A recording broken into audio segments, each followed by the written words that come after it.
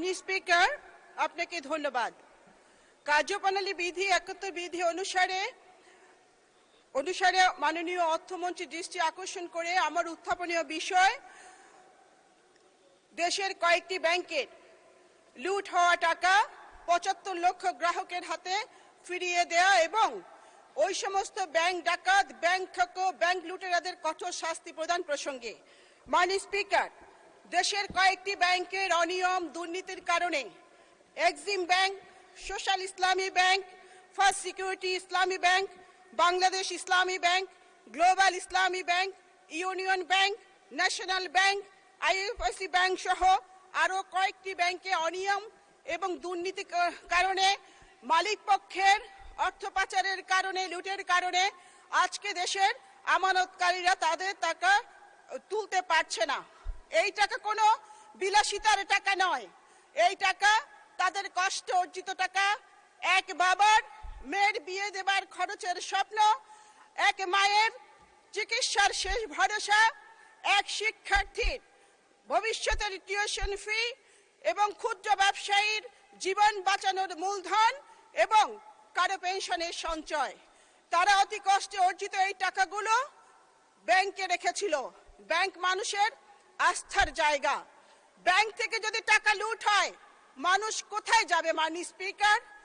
মানুষ যদি ব্যাংকে টাকা না রাখে তাহলে বিনিয়োগ কমে যাবে, অর্থের প্রবাহ থেমে যাবে, অর্থনীতি গভীর সংকটে পড়বে।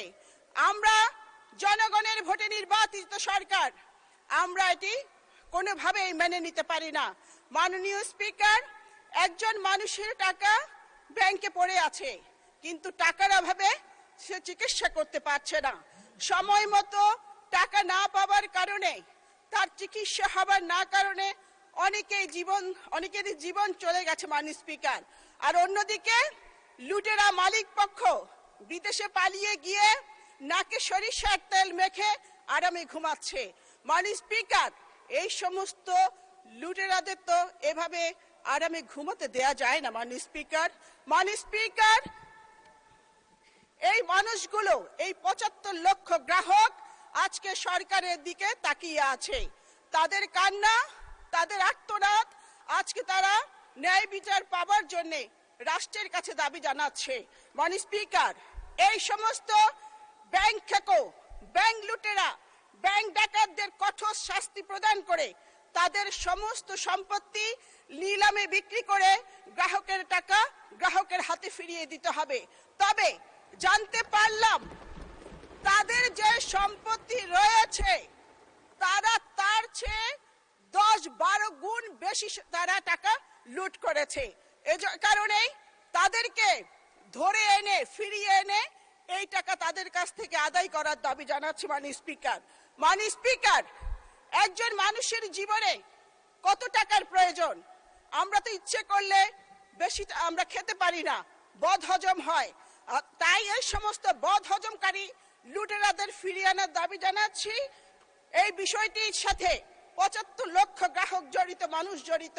মাননীয় সদস্য মনোযোগ আকর্ষণ করেছেন, সম্পর্কের সময় আপনার স্টেটমেন্টটা দিবেন। এখন মাননীয় মন্ত্রীকে সুযোগ দিন। লেখা আছে মাননীয় স্পিকার, আমি নোটিশ দেখেই পড়ছি। মাননীয় স্পিকার, বিষয়টি অতি জরুরি বিধায় প্রয়োজনীয় ব্যবস্থা গ্রহণ করবার জন্য মাননীয় অর্থমন্ত্রীর আমি দৃষ্টি আকর্ষণ করছি।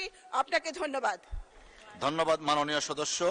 মাননীয় অর্থমন্ত্রী জনাব আমির খসরু মাহমুদ চৌধুরীকে এই বিষয়ে তার সংক্ষিপ্ত বিবৃতি প্রদানের জন্য আহ্বান জানাচ্ছি। আচ্ছা, মানে স্পিকার, আপনাকে ধন্যবাদ। আমি মাননীয় সংসদ সদস্যের প্রতি উনি যে বক্তব্য রেখেছেন সম্পূর্ণ একমত।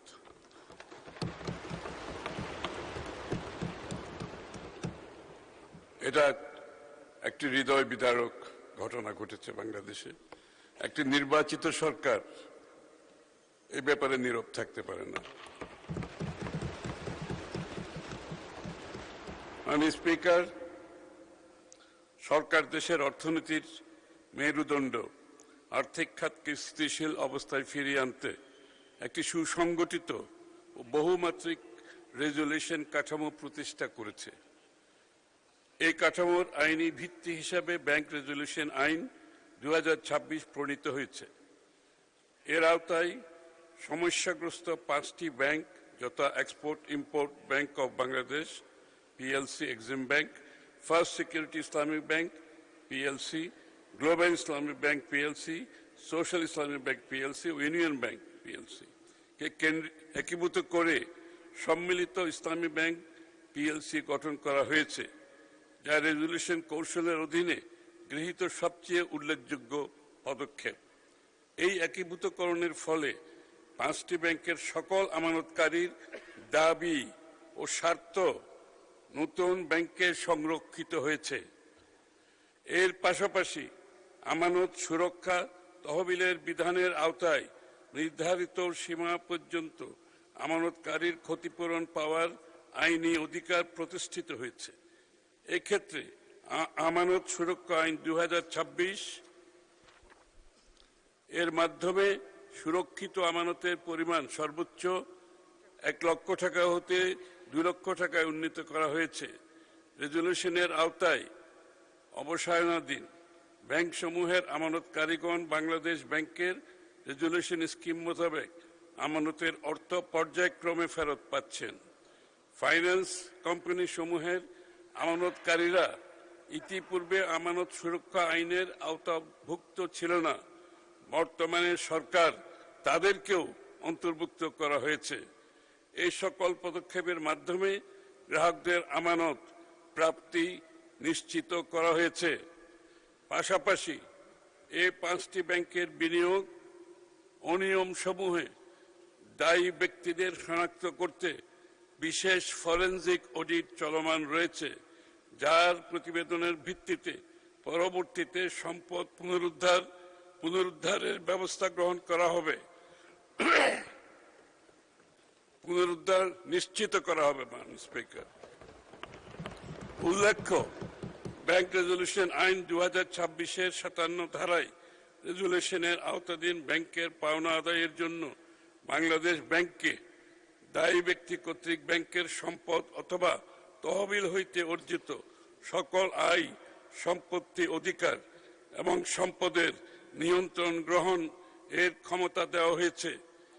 এই আইনের প্রয়োগের মাধ্যমে দায়ী ব্যক্তিদের সম্পত্তির নিয়ন্ত্রণ গ্রহণ করত বিক্রয়, নিলামের মাধ্যমে গ্রাহকের টাকা পুনরুদ্ধার করা সম্ভব হবে বলে আমরা আশা করি। এছাড়া ফৌজদারি, ক্রিমিনাল মামলার পাশাপাশি দেওয়ানি, সিভিল পদ্ধতি গ্রহণের মাধ্যমে ব্যাংকিং সেক্টরে অনিয়ম ও দুর্নীতির কারণে সৃষ্ট খেলাপি ঋণের টাকা অবৈধভাবে বিদেশে পাচারকৃত অর্থ ফিরিয়ে আনার উদ্যোগ গ্রহণ করা হয়েছে। এই পদ্ধতিতে খেলাপি ঋণের টাকা অবৈধভাবে বিদেশে পাচারের কারণে ক্ষতিগ্রস্ত প্রায় 30টি ব্যাংক তাদের ঋণের অর্থ উদ্ধারের জন্য নন ডিসক্লোজার এগ্রিমেন্ট স্বাক্ষর পূর্বক 9টি আন্তর্জাতিক আইনি প্রতিষ্ঠানকে নো উইন নো ফি শর্তে নিয়োগ প্রক্রিয়া শুরু করেছে। অগ্রাধিকারপ্রাপ্ত 11টি কেসের মধ্যে প্রথম পর্যায়ে 6টি কেস সাইফুজ্জামান চৌধুরী, এস আলম, বেক্সিমকো, শিকদার, নাসা ও ওরিয়েন্ট গ্রুপ নিয়ে দেওয়ানি কার্যক্রম শুরু হয়েছে। ব্যাংক কর্তৃক অর্থ পুনরুদ্ধারের এই কার্যক্রম আরও সম্প্রসারিত করার পরিকল্পনা গ্রহণ করা হয়েছে। বিগত সরকারের আমলে বিপুল অঙ্কের অর্থ বিভিন্ন দেশে পাচার করা হয়েছে। এই অর্থ পুনরুদ্ধারে সরকার সম্ভাব্য সকল পদক্ষেপ গ্রহণ করেছে। এটা সংক্ষেপ মাননীয় স্পিকার নিচে দেওয়া আছে, এটা দীর্ঘ। আমি যেহেতু এই বিষয়গুলো আমি সংসদে বিগত দিনে বেশ কয়েকবার উত্থাপন করেছি, তাই পতিত বলীয় গণ্য করার জন্য অনুরোধ করছি। জি, ধন্যবাদ মাননীয় মন্ত্রী। Well done. If you have any.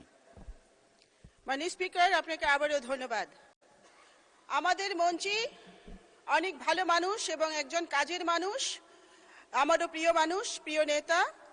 আমি মন্ত্রীর কথায় আশাবাদী হয়েছি, কিন্তু দুশ্চিন্তা মুক্ত হতে পারিনি।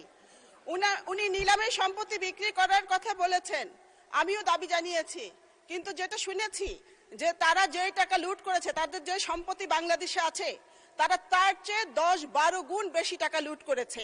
তো সেজন্য নিলামের টাকা বিক্রি করে সম্পত্তি বিক্রি টাকা আদায় সম্ভব নয়। মাননীয় স্পিকার, এক নারী বোন আমাকে গতকালকে ফোন করে বলেছে উনি গত পরশু রাতে আমাদের অর্থমন্ত্রীকে স্বপ্ন দেখেছেন। উনি স্বপ্নে দেখেছেন অর্থমন্ত্রী উনার টাকা ফিরিয়ে দিয়েছেন। মাননীয় স্পিকার, আমার এই বোনের স্বপ্ন কি পূরণ হবে? এই স্বপ্ন কি মাননীয় স্পিকার সত্যি হবে? মাননীয় স্পিকার, গত 4 জুলাই মাননীয় মন্ত্রীর চট্টগ্রামের বাসার সামনে গ্রাহকরা মানববন্ধন করেছে এবং মাননীয় মন্ত্রীর সাথে দেখা করে তাদের আকুতি জানিয়েছে। আমি খুশি হয়েছি, কারণ গ্রাহকরা জায়গা মতোই পৌঁছেছে এবং জায়গা মতোই গেছে। মাননীয় স্পিকার, আমাদের মাননীয় প্রধানমন্ত্রী, জনগণের প্রধানমন্ত্রী মাঝে মাঝে বিরোধী দলের মুডে চলে যান।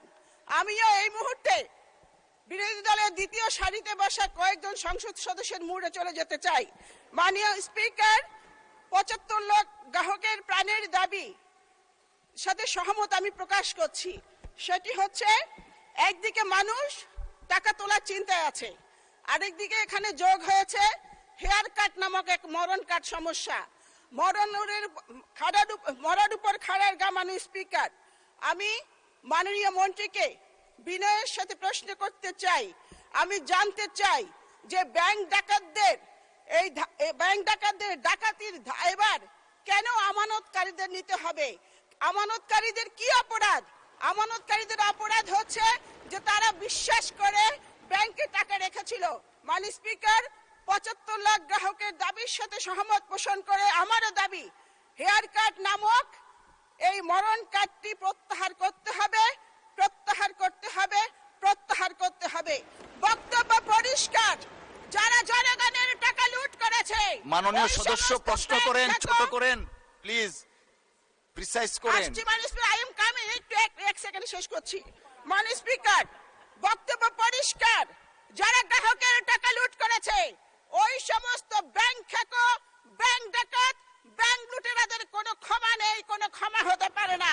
মাননীয় স্পিকার, তারা পৃথিবীর যেখানেই থাকুক ওই ফিরিয়ে এনে তাদেরকে ডিম থেরাপি দিয়ে তাদের এই টাকা আদায় করতে হবে। মাননীয় স্পিকার, মাননীয় মন্ত্রীর কাছে আমার প্রশ্ন, হেয়ার কাট নামক মরণ কাট প্রত্যাহার করে 75 লাখ গ্রাহককে স্বস্তি দেওয়ার কোন পরিকল্পনা আপনার মন্ত্রণালয়ে আছে কিনা?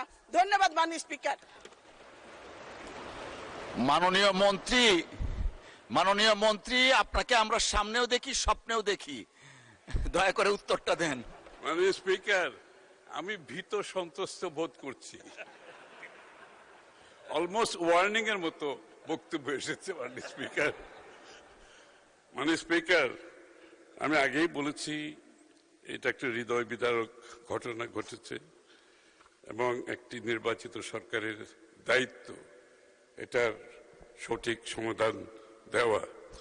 ইতিমধ্যে আমি আগেও বলেছি সংসদে, যারা আমানতকারী তাদের আমানত সুদ সহ ফেরত দেওয়া হবে ইনশাআল্লাহ।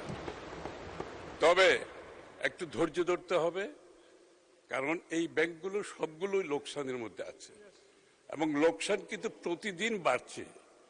লোকসানই একটা ব্যাংকে আপনার যেখানে তার আমানতে ফিরিয়ে দিতে পারছে না এবং তাকে সুদ দেওয়া যে কত কঠিন সেটা আপনারা বুঝতে হবে। তারপরও একটি নির্বাচিত সরকার জনগণের স্বার্থ সংরক্ষণে আমরা নিশ্চিতভাবে তাদের আমানত এবং সুদ ফেরত দেওয়া হবে, কিন্তু এটার জন্য একটা সময়ের প্রয়োজন। এই ব্যাংকগুলো হেয়ার কাট থাকবে না, হেয়ার কাট থাকলে হেয়ার কাট হবে না, হেয়ার কাট তো বাদ যাবে। আমি যখন বলছি সুদ সহ, সুতরাং হেয়ার কাটের তো প্রশ্ন আসছে না এখানে।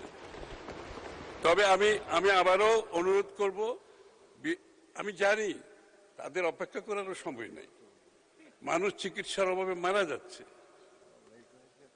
মানুষ তার মেয়ের বিয়ে দিতে পারছে না। আমি প্রতিনিয়ত এই সমস্ত সমস্যার সাথে সম্মুখীন হচ্ছে, প্রতিনিয়ত। মানে স্পিকার, এটার সমাধান একটু মধ্যমেয়াদী দীর্ঘমেয়াদী সমাধান হবে। তবে নিশ্চিতভাবে এটা বলতে পারি, আমানতকারীরা তাদের টাকা ফেরত পাবে, সুদসহ ফেরত পাবে, এটার নিশ্চিতভাবে বলা যাবে। তবে এটার জন্য একটু ধৈর্য ধারণ করতে হবে। মানে স্পিকার, আপনাকে ধন্যবাদ।